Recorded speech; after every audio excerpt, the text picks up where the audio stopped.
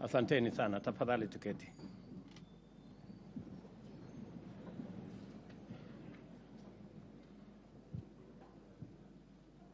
The Honorable Speakers of the National Assembly and Senate, Honorable Members of the National Assembly and Senate, by the grace of God, it is my pleasure to this inaugural session of the 13th Parliament following the August 9th general elections. It is important to note that we have made very positive progress. This Parliament has recorded the highest number of re-elected members of Parliament ever. In the National Assembly, a record 193 members have been re-elected, 50 more than were re-elected in 2017. While in the Senate, 17 senators have been re-elected. This confirms the increased confidence of the people of Kenya in their leaders and institutions, affirming the maturity of our democracy. Another milestone is the election of women legislators elected into single-member constituencies. In this year's election, 29 women were elected members of the National Assembly, 6 more than were elected in 2017. This is a manifestation of the growing confidence in the contribution of women leadership in decision-making, in our governance, and in our political institutions. I am certain that this positive trend will continue into the future. It is also instructive that the same confidence in Parliament has been shown in the executive.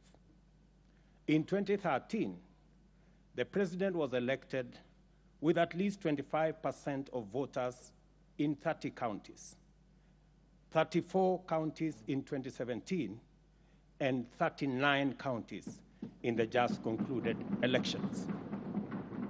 Again, further demonstrating the deepening pluralism and inclusivity of our democracy.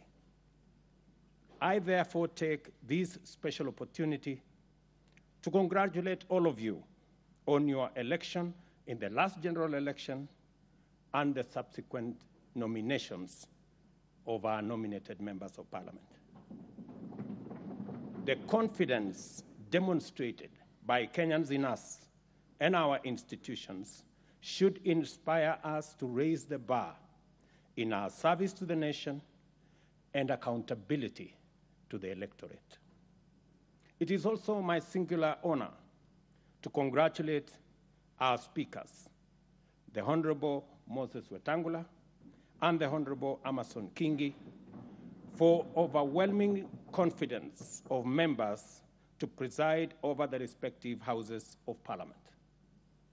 I also congratulate members who have been elected to parliamentary leadership positions and wish each one of you wisdom, strength, and success in steering our legislative affairs.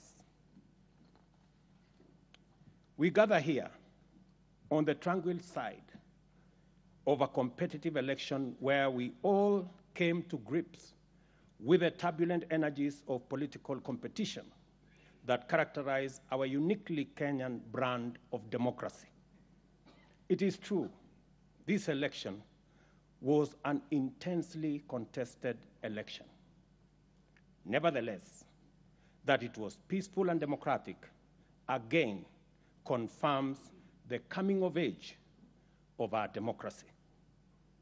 I submit to you that the fact that the election was so close is an indication that what unites us is always much more greater than what divides us.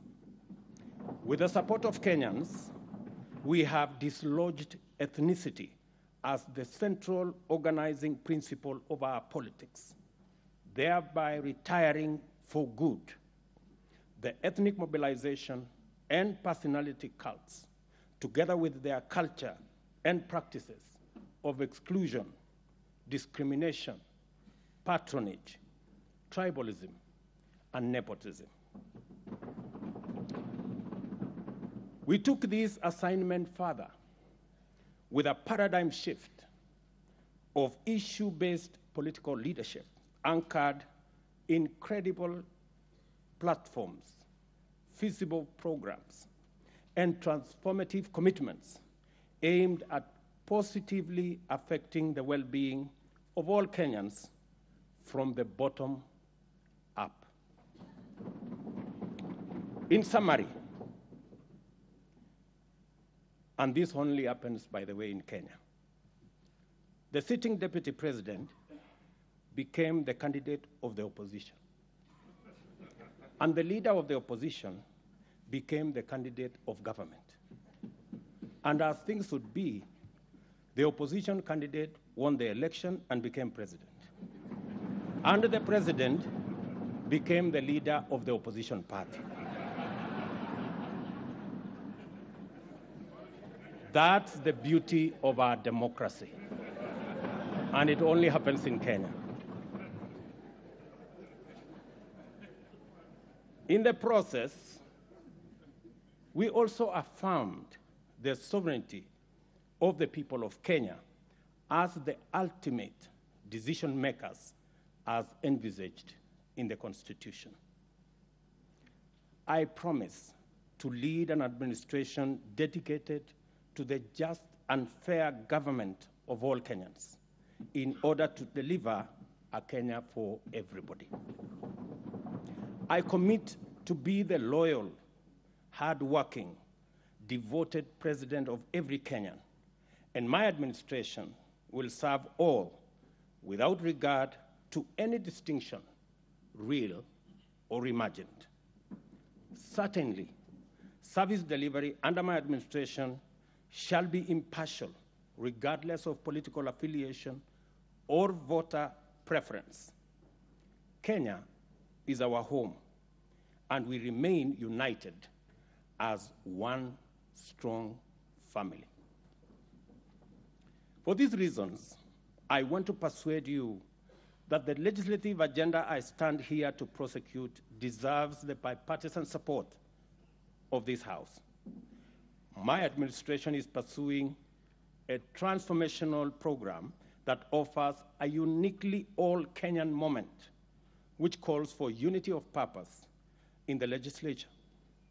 We are committed to serving all Kenyans in all wards of each constituency and all counties in every region throughout the Republic of Kenya.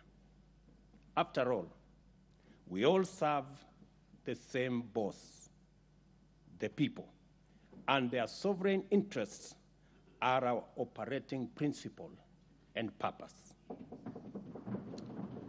I will run an administration that is open, that is transparent, and my administration will rely on oversight from this House to make sure the public gets value for every cent invested in every policy, project, and program. Consequently, I ask Parliament to consider a mechanism in the standing orders to facilitate cabinet secretaries to articulate government agenda, explain policy, and answer questions on the floor of the House to enhance executive accountability to the people of Kenya through their elected representatives. On this matter of oversight and holding government accountable, my administration commits to restore the place of Parliament in our democracy by respecting the autonomy and oversight authority of Parliament on the executive. Equally, I am a firm believer in democracy and the rule of law. That is why my first executive action when I took office was to undo a legacy of acts and omissions that had incrementally undermined the independence of the judiciary. For avoidance of doubt, the judiciary is an arm of government just like Parliament, and my administration will be intentional in respecting the constitutionally mandated systems of checks and balances. It is in this spirit that I will be seeking additional resources to support the bottom-up scaling of justice and empower the judiciary to acquire capacity and develop the infrastructure needed to more efficiently adjudicate and expeditiously conclude corruption cases, commercial disputes, and all other matters that today are a huge backlog on the judiciary. Honorable members, to implement the pledges and commitments set out in our plan, my administration is committed to investing in the requisite enablers and infrastructure to provide a sound foundation for its execution. These are interventions intended to create a conducive environment for effective, efficient, and sustainable realization of our national transformation. We are on a mission to dramatically scale up productivity in agriculture and make sure that every Kenyan farmer, fisherman, and pastoralist contributes to sustainable economic growth by contributing to adequate and affordable food, generating greater incomes, and producing the raw materials required by the agro-industrial and manufacturing value chains. This will boost Kenya's export performance and create millions of jobs. Consequently, we have been deliberate in our efforts to restore sanity and introduce greater responsibility in the management of public resources. One significant intervention is the resolve to abandon consumption subsidies in favor of supporting and investing in production.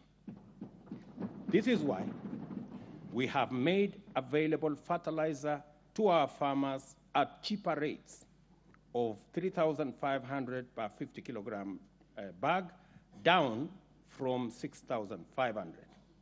We are exploring further mechanisms to bring these prices down. We have an obligation to redeem our pledge to our small traders, the hawkers, the mamambogas, the bodabodas, that every person who sells any good or service gets to work and earns a decent livelihood enough to place them on the path to wealth through saving and investment. The hustler economy has to flourish and form the foundation of broader economic transformation while catalyzing the widening of the national revenue base. Our agenda here is to take necessary measures to create an enabling environment for business people to thrive and decriminalize enterprise. Affordable credit makes a huge difference in the rate of business growth. Access to affordable credit is like a magic formula. The current Credit Reference Bureau approach of blacklisting debtors is zero-sum, punitive, and has arbitrarily locked millions of business out of the credit system. It is time to shift the formula to a credit scoring system which allows lenders to apply customer segmentation and at the same time end the stigma of blacklisting. We have held productive conversations with operators of the Fuliza and M-Shwari platforms on the modalities of reducing their lending rates. I am happy to report today that yesterday, our engagement finally culminated in undertaking by the platform operators to reduce the cost of credit by 50%, and this is a significant step towards unlocking billions of shillings needed to spur economic activity by once again expanding financial inclusion. My administration will allocate resources every year to the Hustler Fund, from which micro, small, and medium enterprises can access affordable credit to start and expand their businesses. I promised yesterday that we will leverage on technology in the management and disbursement of these funds. And shortly, we will be bringing to this House the legislation and the regulatory framework to operationalize this fund. There is tremendous opportunity for this House to fully take up its role in resolving the systemic issues of limit to access affordable homes and affordable financing. This administration will unlock housing for the nation by doing a couple of interventions. Number one, we will work on the provision of land for affordable housing, both public and private. And number two, we will provide access to affordable and stable financing for those engaged in social, affordable housing across the country. These two measures will allow us to undertake mass housing production and thereby shape our approach to urban development and spatial planning, which, unlike before, will deliver sustainable and inclusive human settlement. I also wish to express our intention to bring to this House legislative proposals to provide a framework for a housing offtake plan, which will create incentives for developers to invest more money into our housing strategy and on the strength of guaranteed offtake of completed units. To actualize the enabling infrastructure, we intend to take the following steps. A public-private partnership funding framework is envisaged for large capital projects. In order to achieve our target of raising access to water from the current 60% to 80%, Kenya shillings 500 billion is required. Government can provide this gradually, but the private sector can mobilize it all at once. We will thus adopt a public-private partnership framework by entering into water purchase agreements with investors. I have already instructed the PPP unit at Treasury to work on the regulations that will facilitate the mechanism like we have in our energy sector for investors to work with us on a formula under a water purchase agreement instrument. This way, we will achieve water for all in less than a decade. Concerning electricity, we shall facilitate the development of innovative and effective modalities to provide better off-grid systems, including enabling consumers to form small cooperatives for that purpose. And in health, we are bound by duty to take measures to make universal health coverage a reality and liberate Kenyans and their families from the threat of harrowing poverty that stalks them every time a family member falls seriously ill. In our plan, and through your support, we will restructure our primary health system so that we put more resources into promotive, preventive, and early diagnosis.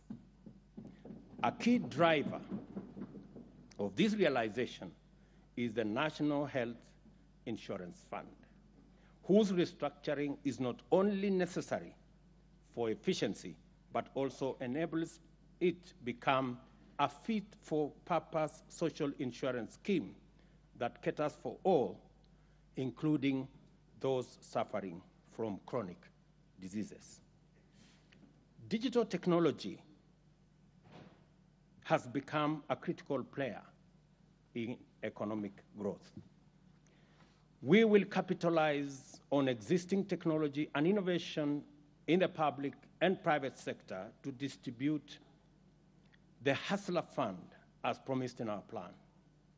I call upon financial institutions and our young people in innovation to participate in the digital economy by redesigning their products to serve the goal of empowering millions armed with grand ideas and are only waiting for the funds to finance their dreams to reality.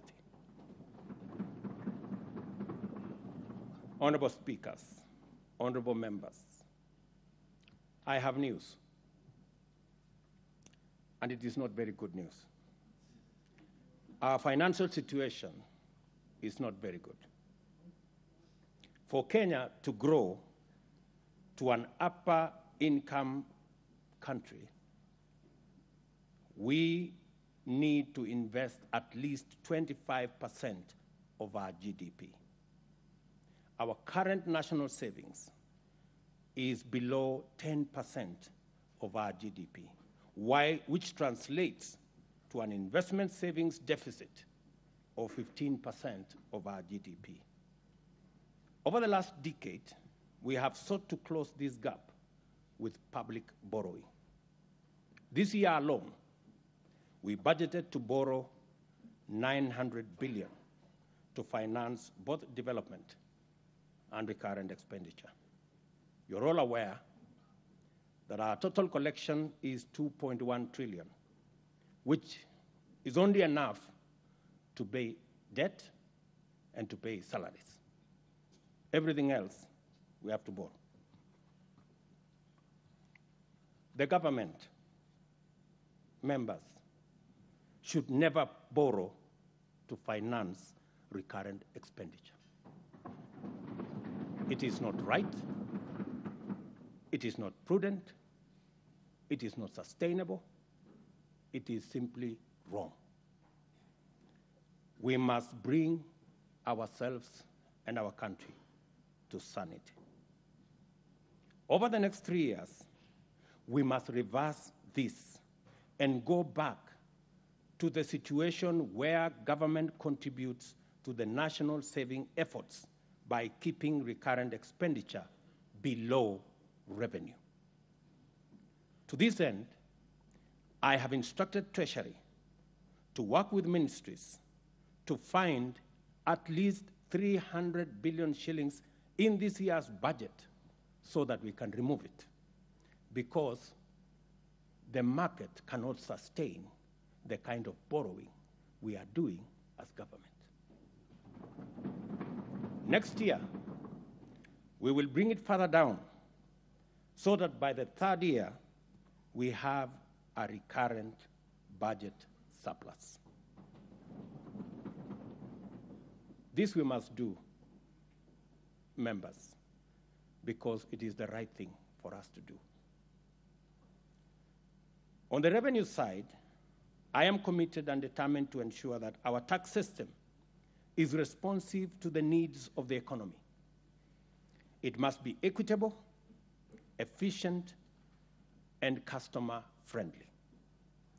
The economic principle of equitable taxation require that the tax burden reflects ability to pay. This is best achieved by a hierarchy that taxes wealth, then consumption, then incomes, and lastly trade, in that order of preference, so that those who are wealthy and have the capacity to pay should pay more, and those at the bottom of the pyramid should pay what is proportional. This is best achieved by our tax regime that is different from our current tax system, which falls way far short of this. We are overtaxing trade and undertaxing wealth. We will be proposing tax measures that begin to move us in the right direction. We will also work with the Kenya Revenue Authority on a culture change to make it a people-friendly, customer-centric organization.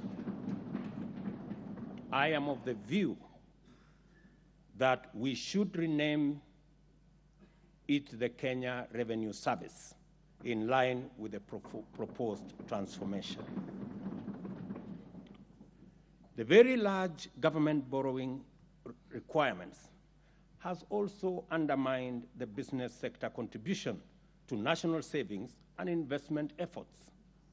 These measures outlined above will also address the problem of government crowding out the private sector from the credit market. It will encourage banks to go back to lending to businesses and also bring down interest rates so that the private sector can also contribute to reducing the savings investment deficit.